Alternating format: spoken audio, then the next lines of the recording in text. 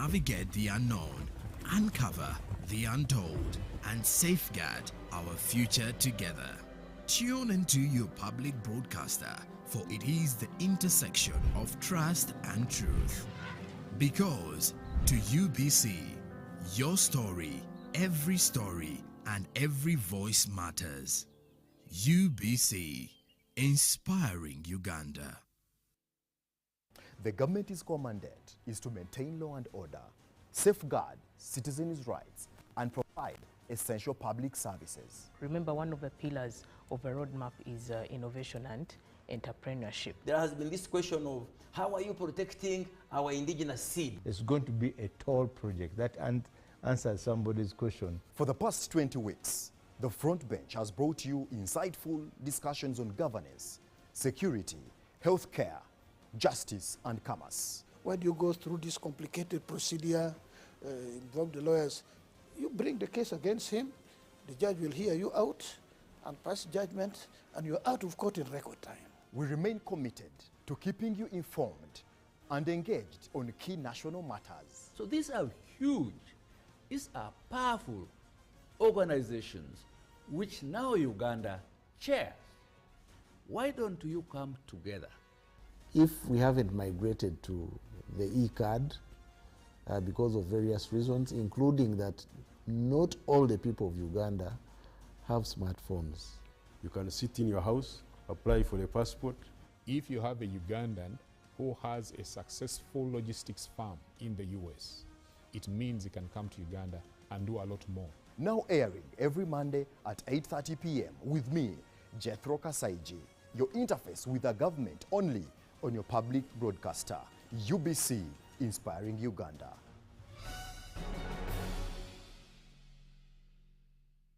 Pick of the day on UBC. He expected me to die like within the first 2 years. Out of the blue, the child will get pains, especially in the wrists. And this happens commonly when children are starting to walk. Was brought to you by. I'll call you every day, yeah, yo, baby, don't. You can now get all the Chibuzi out with MTN voice bundles. Call all networks. Kubei Dondoro. Buy a 25-minute voice bundle for only 1,000, or buy any daily voice bundle of your choice. Dial *100 *21# and select daily, or use the My MTN app. When we talk together, we are unstoppable.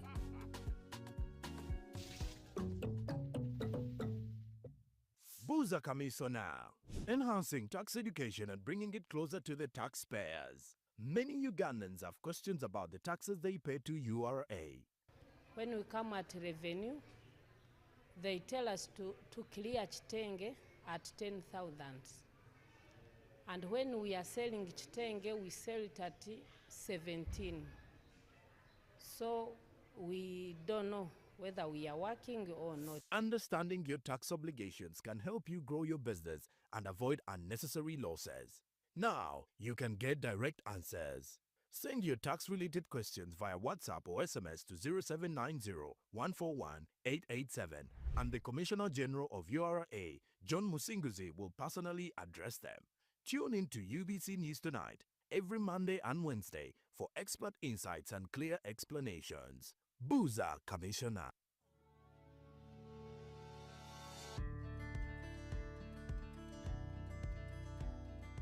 Our program of poverty eradication is a must. We want everybody to be involved.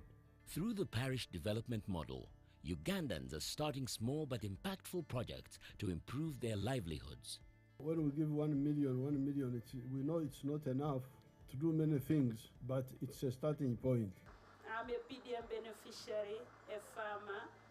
Your Excellency, I was given 1 million Uganda shillings from Kobil Kawo PDM Sako. Your Excellency, I got 20 bunches from my small piece of land sold, got 400,000, put in the PDM farm, Your Excellency, in the PDM money, Your Excellency, I bought a cow of 1,400,000. In 1 year, 100 families in the parish you get. In 5 years, 500 families would have got. We were the first people to receive money from Nakatriprit. I received $1 million. I rented 4 acres of land, and I was able to harvest 14 bags. So really, this 1 million is enabling somebody to start something. Yes, and we don't want to give too much money to one person because we have got very many people to cover. The parish development model empowers the people, focusing on lifting up the masses and creating opportunities that ensure prosperity for all.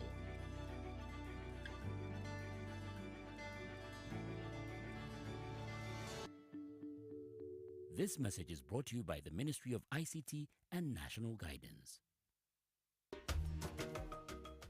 I'm Kisame Andrew, cold chain technician. Attached to Kalio District Local Government in the health department. The vaccines come when they're in the truck, which is refrigerated from NMS. I receive them, so I load these vaccines. There are some cold boxes I put in those containers, then I take to the facilities. Even in the facilities, there are fridges. We are so grateful to the government of Uganda because each and every health center 3 and 4 in Kalio district has a refrigerator. Once they reach there, I offload them. I also put them in the fridges. These facilities have scheduled outreaches whereby they have to go to the community, to the villages, communities, and make sure that they vaccinate. So they also have small containers which are called vaccine carriers, which they put on their back, of course with some ice to maintain the temperature. So that when they mobilize, the community mobilizers, the VHTs, the LOC ones do mobilize the communities in gazetted outreaches which are already gazetted. They come and also workers find the clients there and then they do vaccinate them. Step into a world of excellence, comfort and pride with Royal Foam Furniture, crafted to perfection right here in Uganda. We bring you state-of-the-art living room furniture and bedding products at affordable prices. Our wide variety of mattresses include orthopedic, pillow top, spring mattresses suitable for institutions like hotels and many others for home comfort. With every piece telling a story of royal excellence, our products are built with the highest quality materials made to last.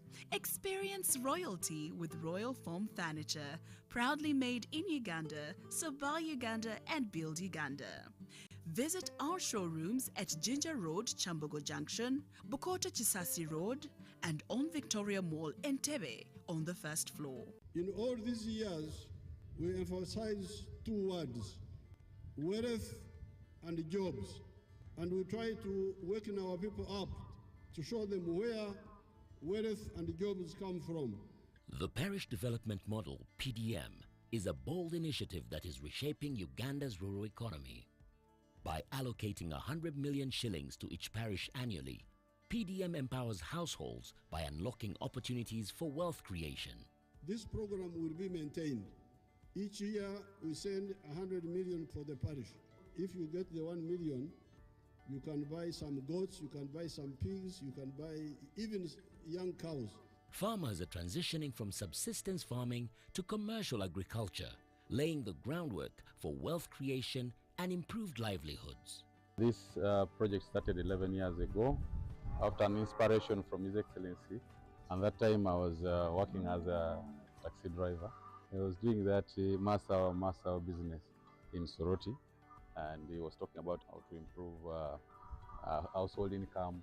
With the PDM, you bring back the money after 24 months. But in the 3rd year, you would get another 100 million paid back by those who got first. The President's message is a mindset changer. Becoming rich does not mean you should have a lot of land, you should have a lot of education, you just need a vision and implement and start from where you are. So therefore, this PDM is to get all of you out of poverty. That's why we said 100 million per parish per year.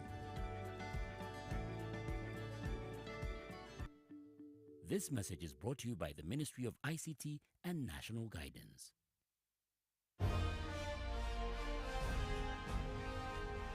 Live from UBC Studios in Kampala. This is Good Morning Uganda Extra.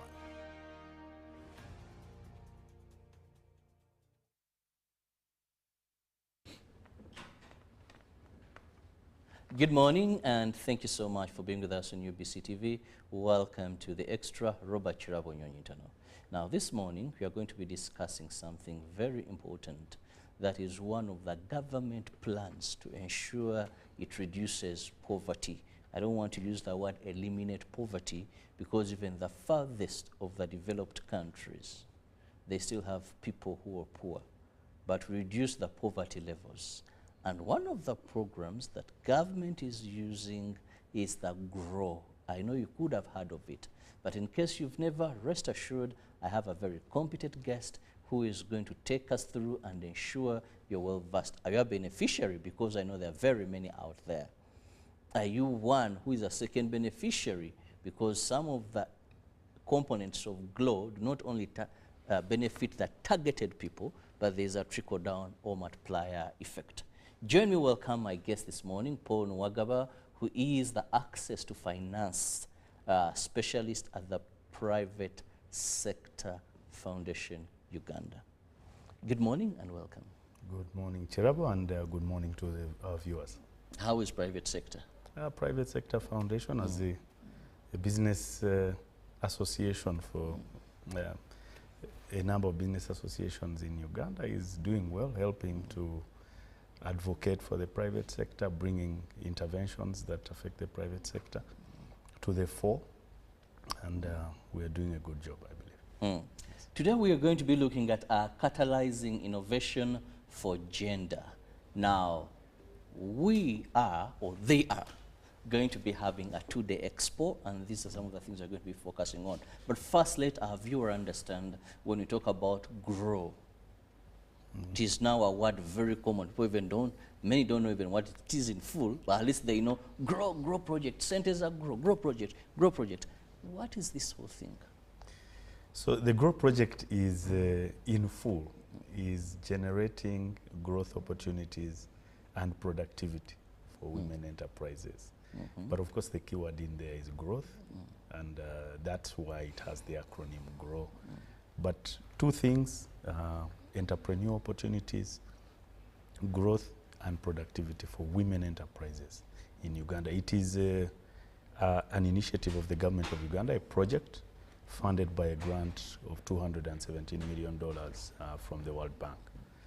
So it is here to increase access to entrepreneurial services for women in Uganda, but women specifically who are in enterprise, not just all women, but women who are in enterprise. And in specific categories, those who are moving, who are looking to move from micro to small and from small to medium enterprises. Okay, so is it all over Uganda? Is it in specific areas? It is a countrywide project, of course being a Government of Uganda project, targeting over 280,000 women entrepreneurs. It is nationwide through the 135 districts, through the 11 cities of the country. So everywhere around this country, GROW is targeted. So women entrepreneurs, there is a chance there for you in case you have not benefited. Does it look at single, or is it a plural thing whereby you have to be many, or group to say?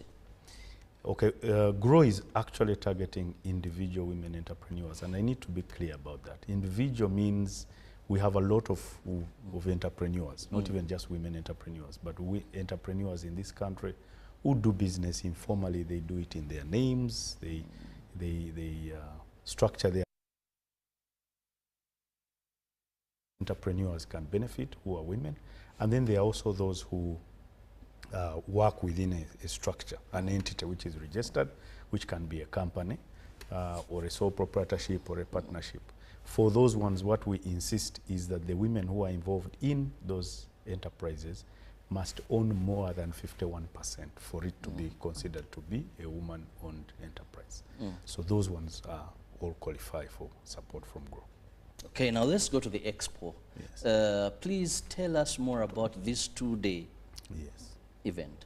The two-day event actually starts today. In fact, the opening ceremonies should have started now at Motive. Motive is along Port Bay Road. There is also a link that is available for the public. This is has few people attending physically, about 150 people, but there's a link that is available for the public, which where they can view from around the country, and it goes back to what I was saying about it being nationwide, so it can be accessed conveniently across the country. The expo is about three things.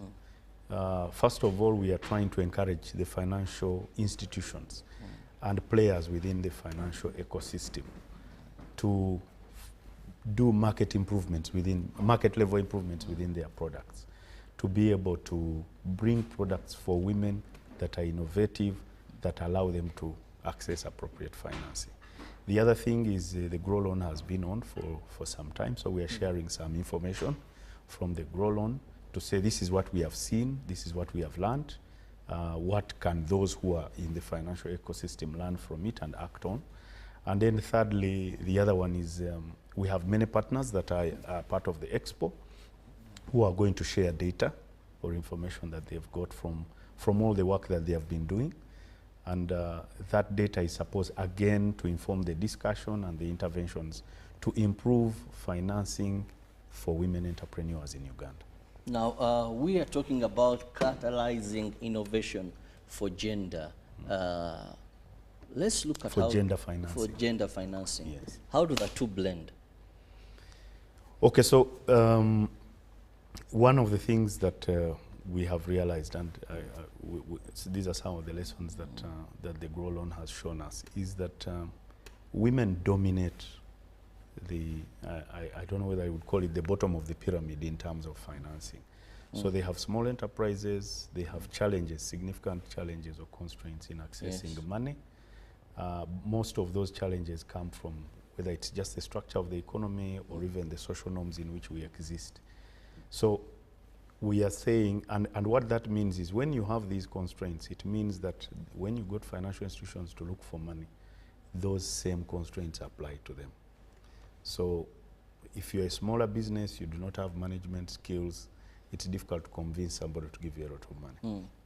If you are in an environment where you have to get a loan and you do not own property because of the social structure in which you exist, it means there's also some money you cannot get. So we are saying we recognize the constraints that women have. We know that there is an opportunity because they're involved in enterprise. And we are telling the financial institutions and other ecosystem players, let us meet, let's have a conversation. This opportunity is here, we've tested it, and others have tested it. Let's see what is the opportunity and how can the market respond to that opportunity, but also recognizing that the constraints exist and they must be acted upon, or they must be planned for. So if you are saying there's a constraint around security, what alternative approaches can be brought to cover that gap? So that's where the gender comes in. The gender comes with its constraints, and then the opportunity is, here is an economic opportunity, here are players, let's bring them together to be able to come up with these approaches. Now, what should someone expect? Because at the expo, you said the numbers are limited. Yes. But what exactly is going to be happening there? As in, for me, what would excite me to go if I'm not among those going? Or to dial in. Or to dial in and watch. Okay, so the one thing I've mentioned is we have, since August of last year, the Grow Loan, for example, has been on the market. I'm sure you have heard a lot about it. Centers Grow, as you talked about. We have lessons. We have seen what works and what does not work. So when you come into this, you are going to see some of these lessons, or you'll be able to see. So we will share these lessons with the public and with those who will be in attendance to say, from what we have done so far, of course it's a short period, typically it should run for longer for you to really say but we have some lessons already which we think we can share. And we are saying this is what works. So for financial institution, if this looks good for you, maybe it is something you can design your product around. There are also things which have not worked. For example, we've been working on giving a solution for refugees. And we realize the amounts are high, too high for them. Obviously, they do not have securities. So the product we have right now still doesn't meet their needs. So we are saying, how can those institutions and other ecosystem players think around an innovative approach? And how can we work with them to learn? The people who are attending, many of them have already have good products for women. So we want to pick up some of those best practices and broadcast them, share them with the public. We also want to bring these people into a collaboration. Sometimes the financial institutions have ideas. You have maybe financial technology companies which are known as fintechs. They also have ideas. We want to create a platform where they can collaborate. So it is an expo like this where they can meet and have a conversation, pick up some of the best practices I'm talking about, and then develop products which again go out there. Then we also want to share data. I've talked about the data which has come from approaches that others have done, and then we bring them into this space and use them to develop. There is one other thing that this project intends to create, to offer catalytic grants. So if these people have these innovative approaches and perhaps they do not yet have the resources to scale them, we want to come up with ideas that will allow us to say, if this is what you are thinking, maybe we can actually structure our grants in this manner to be able to support you. And then lastly, by the end of the project, it is the intention again of GROW to create what we call a learning lab, a platform that will even outlive the project, to be able to be an area where financial institutions and other actors can share information on what works and what doesn't work, so that over time we can continue to improve the products that are available for women to borrow. I love the fact that you said you have learned. Yes. You have success stories, but you have also learned. Now, how have the ladies, the entrepreneurs, embraced this program, the GROW program? As you have heard, I'm sure, when you talk about centers that grow, we've had overwhelming demand. I think you have seen we've realized that the level of demand that we have even matches some government programs that are at a significantly higher level in terms of resourcing. I think we all know about PDM, we all know about Emyoga. These are at a significantly higher scale in terms of the resources that are available to them. But when we look at GROW, the women out there, the women entrepreneurs, almost are looking at it in terms of scale at the level of the likes of PDM. So the demand has been overwhelming. Those who have accessed the loan so far have been very happy with it, especially because it provides very concessionary pricing which is not available across the market generally. But also the other thing is it has some other incentives which allow them to be able to grow their businesses. Yeah, so far so good in terms of what we've seen as success stories from the women. I love the fact that this is money given to people already doing business. Yes. Now that is the uniqueness, that this person already knows how to run a business. I must assume they are moving on fairly well. Maybe they just need something to improve on their stock or something like that. But then I'm quick to ask the rates of return, because this is one of the biggest challenges of government programs. The truth is, government has done so much to eliminate or reduce poverty. But the challenge has been that us who take the monies, when it comes to returning, we can run, we can hide, we can politicize, we can do so much. And if this is a basket that is revolving or rotational, then it ceases to serve the purpose. Yes. That's a very interesting angle, because actually it has been one of those things where we've received a lot of pushback from the public, as I'm sure you know. A lot of people who wanted to access the GROW loan wanted to access it without collateral, without any strings attached to it. And that is a challenge, because the way this program has been designed, specifically the loan program, is that it is going to be a revolving fund, which is actually intended to outlive the project. The project ends in December of 2027, but it is the intention of government that there should be a vehicle which should continue to offer these loans to women beyond that time. How do you ensure that? We've created within the product a requirement for security. And I know people, when people hear security, they are always thinking of land titles. But the financial institutions we are working with offer a range of security. The issue around security is especially not so much to say that we are giving you money on the basis of security, but it is to say that you have a stake. If you have taken this money, you know that I have something to lose. And therefore, even while I use the money, I should be deliberate about taking the money back. So once you take the money back, it means that even a woman who is a woman entrepreneur who may not qualify in 2025, but may have a business that has grown enough to access a grow loan in 2028, will find that money. So it's the intention of government, being very deliberate about creating a structure to provide for security. I know that there are areas where women are successful entrepreneurs and they do not have security. Again, within the project, there's a thinking to provide a mechanism along the way where we will maybe share risk with the financial institutions, but when that comes, we'll also announce it. But as it is now, the security is required, and that security is diverse. There are very many options there. We're using, banks use household items, they use assets that people have within their businesses. Of course, they use the land that is a common type. We also have, some of the lessons we've seen is there's been a lot of support from spouses and partners of women, where husbands or companions are even offering property that they own to their wives or their partners to be able to access this money, to support them so that their businesses grow. So these are some of the lessons. We want to build on them, but also we insist that those securities should be there to allow the fund to be sustained, but also to grow so that others can get access. We want to grow so that even after the project, Yes. there's continuity, which has been a challenge still to many programs, most of that are supported by our development partners, that they are alive when the project is running. Once it's done, it Then goes to everything shuts history. down, yes. Yeah, so if there are measures of ensuring that there's continuity, then that is a step in the right direction. Please allow me a very short break, and when I return, I still have Paul with me here, and you're looking at the GROW project, but also the two-day expo that is kicking off today. That means tomorrow it will be done.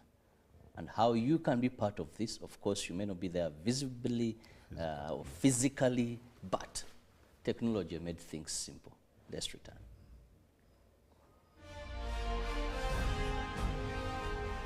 Live from UBC Studios in Kampala.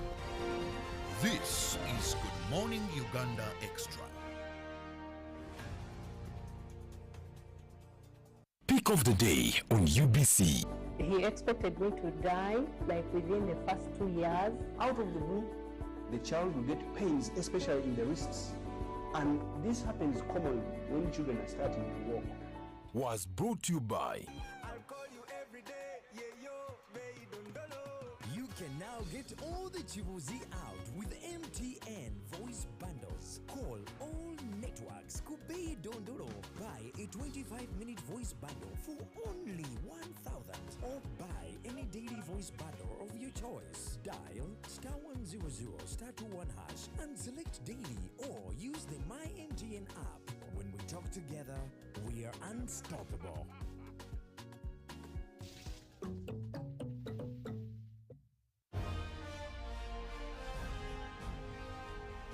Live from UBC Studios in Kampala.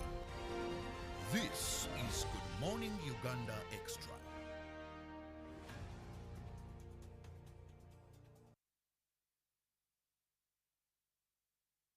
Welcome back from that break. Thank you for being with us on UBC TV. I'm Robert Chirabo Nyonyutono, and with me I have Paul Nwagaba, who is the Access to Finance Specialist at the Private Sector Foundation Uganda, and we are discussing the GROW project, but also the expo that has kicked off today. And you can be part of this online, but also if you're among those that were invited to be there physically, please make sure you're part of this as we look at catalyzing innovation for gender financing in this country. Now, when you talk about GROW, one of the things that comes to everybody's mind, I don't know for what, but is first money. But GROW is not all about money. Please take us also into the other components of the program. Yes, actually, like you said, many have associated GROW with money, like you also said earlier, centers of GROW. But GROW is actually more than the money. It's an integrated project. Integrated in the sense that there was a recognition on the part of government that there are the constraints for enterprise are not in silos. They are not alone. Usually they are accompanied by different things. So the integration was to say, let us try and solve those we consider to be the very major constraints for women in enterprise. So there are 4 things really that GROW is targeting. One is essential business management skills. You remember I mentioned the fact that when you look at the profile of entrepreneurs that we are targeting, much as they have been in business for some time, in many cases they do not have essential skills, whether it is record keeping, whether it is customer service, things which every business must have or know, or where having additional knowledge about those aspects puts you at a higher level than the next person. So the project has designed a program working with Makerere University Business School to provide essential business management skills around the country through contracted providers, through delivery of those essential business management skills, even in the languages of the different entrepreneurs around the country. So that's a big part of the project as well. The second one is, of course, the constraint of finance, which we've dealt with by talking about the GROW loan and the services that it offers. The third one is there has been a constraint around what we call infrastructure for production. What do I mean? You know that if, for example, an entrepreneur wanted to add value to a product, many times when they look at the equipment they have to purchase, it is too expensive, especially for the size of businesses that we are dealing with. So the project has a component that focuses on what we call common user infrastructure. That is to strategically place common user infrastructure, be it dairy, be it for produce conversion, in different parts of the country based on what are the common enterprises within those areas. So if I'm to give an example, if you went, for example, to the Acholi Lango sub-region, there's a lot of produce there, there's a lot of oil seed and some of the other seeds. So you might find that there will be infrastructure there that helps to convert some, say, oil seed that someone may have as their produce into oil that they can then sell as oil but not as oil seed. So what the common user infrastructure does is it provides the woman entrepreneur with a place where they can go, book a slot for 2 hours, convert the oil seed into oil, and then go and be able to sell it. And somebody else comes for an hour or 2 after them without them having to own the equipment outright. So they'll pay a small fee, or they would share some of their profit with the facility to keep it running, but then they would also have access. So that's another part also. And then the other one is the gender part of the component. A big part of the constraints that women face are negative social norms. How the household treats them, how much time they spend at home, how they are perceived with their husbands when they're involved in entrepreneurship or even the wider family.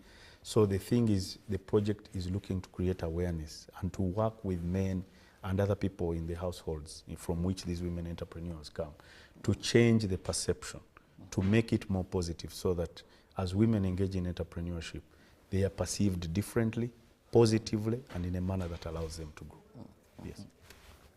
That is very good to say, but I just want to take you back to the common user facilities. Yes. Now, these, you said they can pay something to use them as a group, but how do we, if a machine is given, because as you're speaking, I'm looking into a number of government programs. I remember government had a program of giving tractors. I love farming, I'm passionate about agriculture. Now, these tractors became a problem. How do we run it? When does it go here? Is there a committee? And later I discovered that actually it is lack of enough training and empowering these people. So for us in Uganda, when a project has money or benefits, I just imagine, we are in Sunflower, Simsim or what, and then we are told there is a machine that can make it better. How do we prepare these people? Because this is eventually the challenges we find. That there is money, World Bank has given us money, the money is there for us as government. This money must be spent, it must serve a purpose. Sometimes I feel like asking them, why are you rushing? You know? Now you've just told us how many have gotten loans since, you know, you get it. So how do we ensure that these people, to avoid the common user facilities, that have always been a problem, not for the GROW project, but a problem in very many. I remember in NUSAF, I saw them in wealth creation. PDM doesn't have common user facilities, I think so. It is individual, though you're in a group. So how do we do that? Okay, so the way we have structured it under GROW is, first of all, we are working with women entrepreneurship groups and associations. I'll just give an example of UWIL. UWIL has branches across the country. These are entrepreneurship groups that have been there already. However, we have also been working with sector-specific entrepreneurship groups, not those that are completely new, that you have created a group and you are coming for for support in terms of common use, but you have been there. You have been engaged in dairy already for 3, 4, 5 years somewhere. So we have been working, we published a criteria more than 2 months ago to ask these groups to approach the project to be able to access. So there's a process also of due diligence to assess that you have approached the project. This is what you have been doing before. This is the resource that you have on the ground. There is competence at your level. There's capacity for you to be able to sustain this equipment once you get it. So we've taken those lessons from previous programs to say, let's do due diligence before and confirm that indeed these groups can handle. The issue of the fee that I mentioned, it will be a fee that recognizes the need to sustain the equipment. So usually sometimes you may have equipment that has been given with good intention, but when there is no plan for what happens beyond the project, what happens when you've received the equipment. So for each of the pieces of equipment or infrastructure that will be set up by the project, there will be a clear plan, a clear financial plan and management on how do you make sure that even away from the project, this facility is sustained. What's the type of fee that they'll pay? Even when it is concessionary, how much is enough to make sure that it is sustained in a manner that tomorrow electricity will be there, or if there's a generator that it will have fuel, or if there's a need for maintenance that it can pay for, that maintenance to be done or parts to be provided. And the idea is it's only those groups that are able to show their ability to convince the project of their ability to do this that will actually be able to receive the equipment so that it can then be checked. And of course, what the project will do before the end will be to work with these on an ongoing basis, to monitor and check, is this actually working? Are there changes that need to be made to support them until the point where we say, okay, I think this is working, and therefore it can continue to happen. Okay. Now, we hope that after a spell of time, we will have GROW as that one project that has overcome the challenges of other that came before it. Now, Paul, also take me through the training bit of it. Recently, I was speaking to some lady in a market, and she told me, no, GROW is one of the best projects. She used Uganda. I was like, come on, I don't understand what you're saying. She said, no, they're even going to build for us where we go as mothers and breastfeed. I said, are you having right information? Did this money come now to come into places for mothers to breastfeed? I couldn't connect. Then I asked her, okay, when you're getting this money, were you trained? Because they were talking about the project. Yes. And they seemed happy. Yes. Because they got the money and already they were in business. Many of them were in Chaco. But I noticed that they had stuck to 4 bags, but when they got the GROW money, because they had the clientele but couldn't, I think, expand, now they're able to bring in more sacks, at least a karori, and they knew how they were doing their business. So I asked them, okay, you've been in business. Here is more money given to you. Do you have financial training specifically for this group of people? And it was a 50-50. Please take us through that. And I also don't want you to end without understanding how the connectivity of a place for women to breastfeed matches with the money we got. Okay, so again, it goes back to what I was saying about integration. The issue of providing what we call gender inclusive infrastructure in places where women are actually already practicing their entrepreneurship is still part of that infrastructure component. So what is that wastage? It's not wastage, because I'll give you an example that you'll find a place like Nakawa Market with the kind of with the number of entrepreneurs that it has. May not have nursing facilities.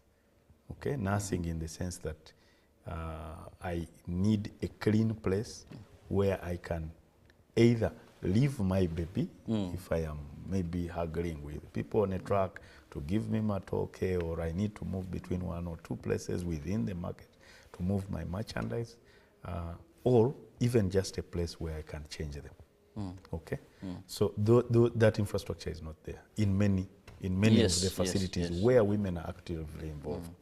So what that does is sometimes it also infringes upon their ability to come. There will be days when, because of one thing or another, either the condition of the child, either maybe it's just the age, or they're not feeling well, or you don't have someone to leave them with, you are forced to stay at home. What that means is that that entrepreneur is not able to do her business or grow it. So under the infrastructure component, we are also providing what we call gender inclusive infrastructure. And that will be for productive facilities like those, where women are engaged in entrepreneurship, usually in a place that has many entrepreneurs, and we'll support those, and the project is already receiving proposals from different areas about parts of those that it can support. The bit about how the skilling or the learning happens within that whole, remember I talked about integration, is even on the side of financial institutions, we are working with them to provide financial literacy that is specific, for example, for financing. Financial institutions, for example, want a certain level of records when they are going to give you a loan. Do all our women have them? Can they be helped to improve their record keeping?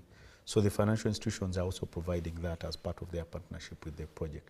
Things that are specific to that. But, like I already mentioned, MOOBS also has a program which cuts across all enterprises, irrespective of sector, that says we can skill you in these things. And when I talked about the skilling, and it's good you mentioned that the woman entrepreneur said in Uganda, because the skilling goes as far as being delivered in the language of the entrepreneurs in a specific area. So if you're going to the north, you're going to provide in Luo, you're going to provide in Lugbara, we are going to have providers that provide within the language that is comfortable for the entrepreneurs in the area.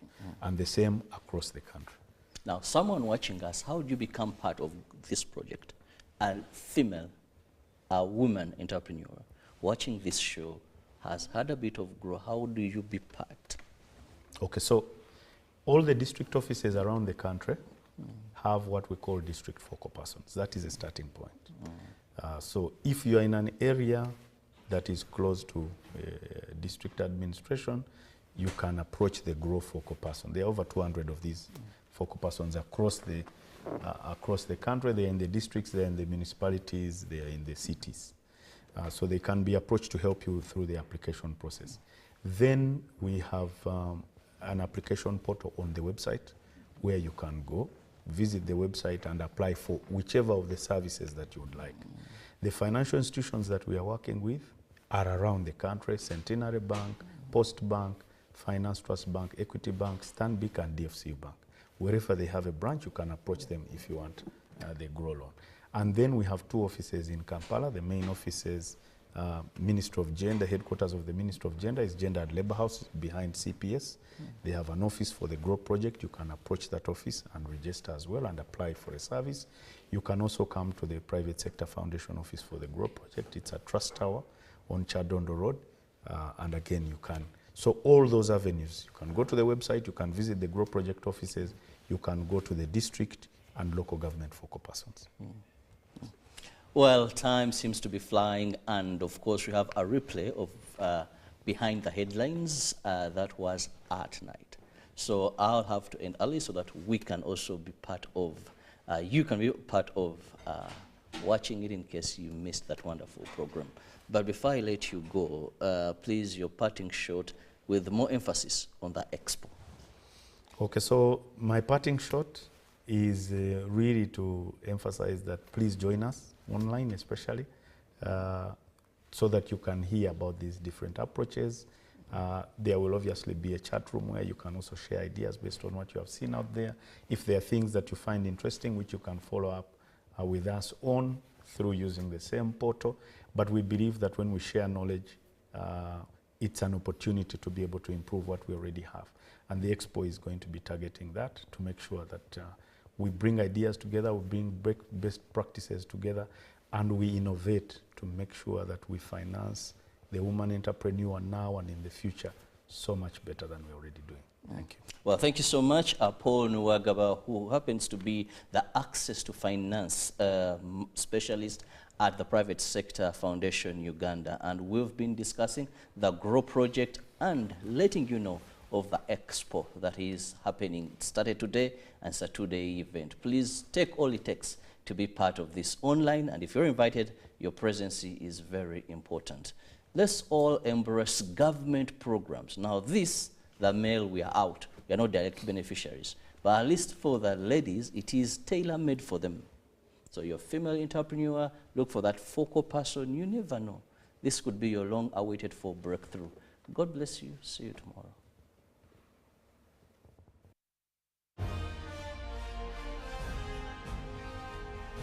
Live